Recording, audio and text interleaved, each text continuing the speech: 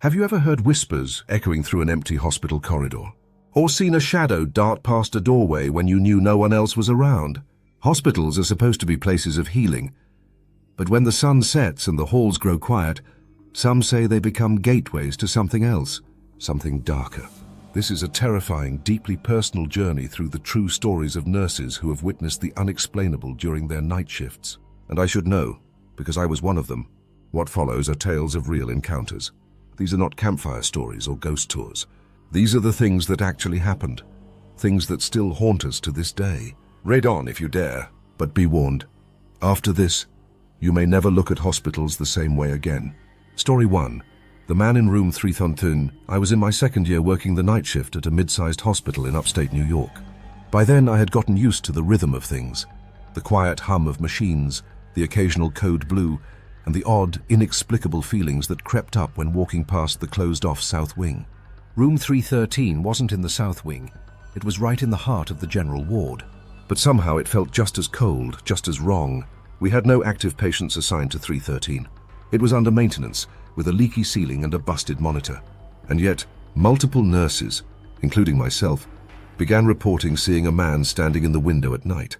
He wore a hospital gown, but his face was indistinct, like it was blurred out by some unseen force. Sometimes we'd see him from the hallway. Other times, his face would appear reflected in monitors or glass panels.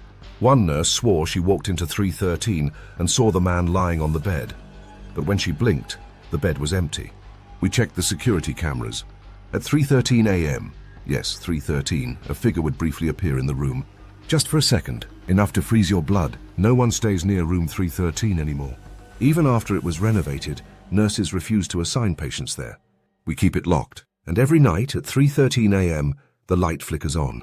Story 2. The elevator that never stops. Hospitals have dozens of elevators, and most are completely unremarkable. But in our hospital there's one we all avoid. It's the service elevator near the morgue. Back in 2005 there was an accident. A nurse named Carla was crushed when the elevator malfunctioned, slamming shut too early and trapping her between floors. She died instantly. Since then, strange things happen in that elevator. Even after multiple inspections, it will sometimes stop on random floors with no one inside. The doors will open slowly, revealing nothing, except maybe a cold gust of air. One night, I was transferring patient files and had no choice but to take that elevator. The other lifts were broken. As I stepped in, I immediately felt the temperature drop. The lights flickered. I pressed floor 4. The elevator didn't move. Instead, it went down, to the basement. There's nothing down there but storage and the old morgue. When the doors opened, I saw her. A woman, pale and twisted, her torso covered in blood, her eyes locked on mine. She whispered, "I never left." I hit the emergency button over and over. When the doors closed and reopened on the first floor, she was gone. But her reflection lingered on the back wall's metal surface. They say Carla still rides that elevator. Waiting. Story 3. The children's ward at night. Children's wards are supposed to be full of life, but ours wasn't. After midnight, the laughter would start. Not the cheerful kind, more like a broken giggle echoing faintly from the far corner of the ward. Lights would flicker, toys would move on their own, and shadows would dart just out of sight. I once stayed late to comfort a little boy named Timmy who'd been having nightmares. He pointed to the corner and said, "She's mad I took her bear." I asked who she was. He replied, "The girl with the black eyes." That night, I stayed by his bed. At around 3 a.m., I dozed off for a second. When I woke up, Timmy was sitting upright, staring at the corner. "She's behind you now." I turned. There was a shape, small, childlike, with long hair and a face I couldn't make out. I couldn't move. It walked slowly backward into the wall and vanished. Timmy never spoke again.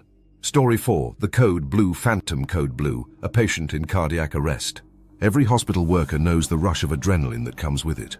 But sometimes, it's not a real patient. We call it the Code Blue Phantom. It started as a joke. Ghost stories passed between shifts, until I saw it myself. We got a Code Blue call one night from room 219. I ran with the crash cart, only to find the room empty. Then the alarms went off again, this time from room 220, empty. 3 more rooms, all empty. When I got back to the nurses' station, a chill filled the air. The monitors flickered, and then every single patient monitor flatlined for 5 seconds. The hallway grew silent. and in the reflection of the station window, I saw a figure in scrubs, face twisted and eyes sunken, walking past behind me. I turned. No one was there, but the lights in room 219 were on again. Story 5, the whispers in the walls. I thought I was losing my mind. Every time I worked the 2 a.m. to 6 a.m. shift, I'd hear whispering. Faint, unintelligible, like multiple voices murmuring just beneath the surface of hearing. It came from the walls. I asked co-workers, they heard it too. We chalked it up to pipes to our tired minds, until we found the room. Behind a false wall near the old break room, there was a sealed room with rusted tools, restraints and old medical records from the 1940s. The records detailed experimental therapies, things that would be illegal today. We left and reported it, but that night the whispering got louder, and one voice was clear. "You found us." I didn't sleep for days. Story 6, the final shift. This is the hardest story to tell because it happened on my last night before transferring to another hospital. I had been working alone in the oncology wing, covering for a sick co-worker. The wing was quiet, too quiet. Around 4 a.m., I noticed a man in a wheelchair at the end of the hall. He wasn't one of our patients. He didn't move. I approached him slowly, asking if he needed help. As I got closer, I realized he had no eyes, just empty hollow sockets. He smiled and said, "I've been waiting for you." The lights went out. Alarms blared. I felt hands on my shoulders, but no one was there. I ran. When I turned back, the wheelchair was empty. My transfer papers were processed the next morning. I haven't set foot in that hospital since. Hospitals are places of science, healing, and life. But when night falls, when the halls grow cold and the lights flicker, sometimes the veil between this world and the next thins. And those who died in fear, pain, or suffering, they don't always stay quiet. So next time you walk past a hospital at night and you hear a faint whisper or glimpse a figure in the window, ask yourself, was that a ghost? Or are they still there, waiting for someone to notice?